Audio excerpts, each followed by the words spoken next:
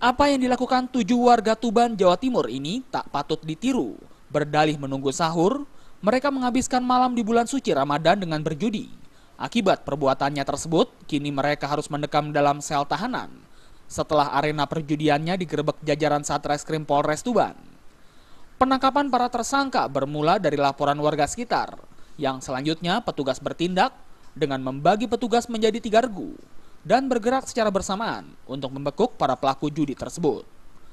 Sayang minimnya jumlah anggota membuat banyak pelaku judi berhasil melarikan diri.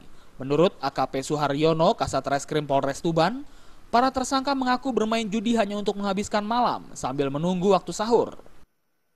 TKP yang pertama dikerahkan, tersangkanya ada 4 orang, kemudian di Daung itu 1 orang, di Rogo ada 2 orang.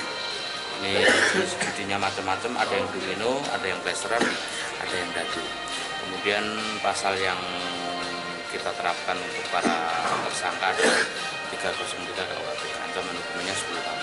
Total tersangka berapa orang? Total tersangka yang kita amankan selama 3 hari ini ada 7 orang, ada di 3 TKP. Sebagai barang bukti, petugas juga mengamankan peralatan judi, yaitu papan pleseran, dadu, kartu domino, serta uang taruhan sebesar 2,5 juta rupiah.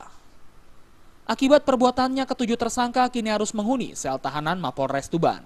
Mereka akan dijerat dengan pasal 303 KUHP tentang perjudian dengan ancaman 5 tahun penjara.